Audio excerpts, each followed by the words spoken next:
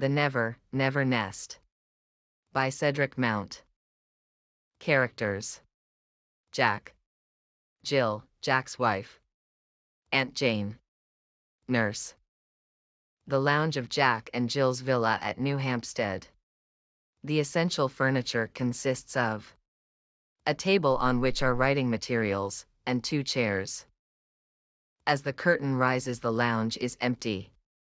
But Jack and Jill come immediately, followed by Aunt Jane. And this is the lounge. Charming. Such a cozy little room. And such pretty furniture. We like it, handy place to sit in. And listen to the radiogram. Oh, have you got a radiogram as well as a car and a piano?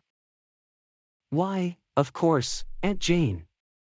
You simply must have a radio set nowadays. And it's so nice for me when Jack's away at business. I even make him move it into the kitchen, so that I can listen to it while I cook. Sit down, Aunt Jane, you must be tired. And we've shown you everything now. What do you think of our little nest, Aunt Jane? I think it's wonderful, my dears. The furniture. And the car. And the piano. And the refrigerator. And the radio. What's it?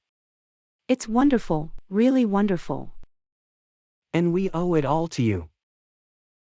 Yes, Jack, that's what's worrying me. Worrying you, Aunt Jane? Yes. That check I gave you for your wedding present. It was only £200, wasn't it? I didn't put 2,000 by mistake. Why no? Aunt Jane. What on earth made you think that? Rent? Oh, no, we don't pay rent. Well, that's all right. But I still don't altogether understand. This house, it's very lovely. But doesn't it cost a great deal for rent? But, Jack, if you don't pay rent, you'll get turned out, into the street. And that would never do. You've Jill and the baby to think of now, you know. No, Aunt Jane. You misunderstood me. We don't pay rent because the house is ours. Yours? Why, yes, you just pay £10. And it's yours. You see, Aunt Jane, we realized how uneconomic it is to go on paying rent year after year, when you can buy and enjoy a home of your own for £10, and a few quarterly payments, of course.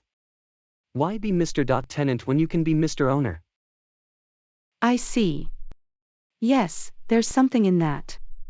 Even so, you must be getting on very well to keep up a place like this. Oh, he is, Aunt Jane. Why, only last year he had a 5-shilling rise, didn't you, Jack? Of course that was nothing, really. I'm expecting 10 this Christmas. Jack. I've just thought of something. That car, is it yours? Of course it's ours. All yours? Well, no. Not exactly all. How much of it? Oh, I should say the steering wheel. And one of the tires. And about 2 of the cylinders. But don't you see? That's the wonderful thing about it. Don't see anything wonderful about it. But there is, Aunt Jane. You see, although we could never buy a car outright, we can enjoy all the pleasures of motoring for a mere £5 down. And the rest by easy installments, I suppose. Exactly. Exactly. And what about the radio? What's it? Well, that's the... And the piano? Well, of course. And the furniture? I'm afraid so. Well, no, as a matter of fact, it's that one. And the rest belongs to Mr. Sage, I suppose. Yes. Well, I'm not going to sit on Mr. Sage's part for anyone. Now, tell me, how much do all these installments come to? Well, actually, it is actually to £7 8 and 8 pence a week. Good heavens. And how much do you earn? As a matter of fact, that is, £6. But that's absurd. How can you pay £7 8 and 8 pence out of £6? Oh, that's easy. You see, all you have to do is to borrow the rest of the money for the payments from the Thrift and Providence Trust Corporation. They're only too glad to loan you any amount you like. On note of hand alone. And how do you propose to pay that back? Oh, that's easy, too. You just pay it back in installments. Installments. Aunt Jane. Is anything the matter? Would you like to lie down? Lie down. Do you suppose I'm going to trust myself in a bed? That belongs to Mr. Sage, or Marks and Spencer, or somebody. No, I am going home. Oh, must you really go? I think I'd better. I'll drive you to the station. What? T. Ravel in a car that has only one tire and two thingamies. No thank you. I'll take the bus. Well, of course. If you feel like that about it. Now, I'm sorry if I sounded rude. But really I'm shocked to find the way you're living. I've never owed a penny in my life, cash down. That's my motto. And I want you to do the same. Now look, here's a little check I was meaning to give you, anyway. Suppose you take it. And pay off just one of your bills. So that you can say one thing at least really belongs to you. Thank you. Aunt Jane. It's very nice of you. There. Now I must be going. I'll see you to the bus, anyway. Goodbye, Aunt Jane. And thanks so much for the present. Goodbye, my dear. £10. Oh, nurse.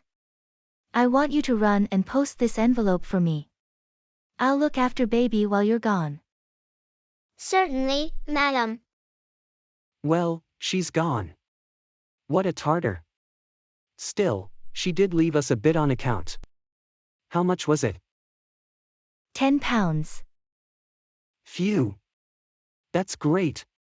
We can pay off the next 2 months on the car with that. I'm afraid we can't. Why ever not? You see. I've already sent it off for something else. Nurse has just gone to post it. Well, that's all right. Who have you sent it to?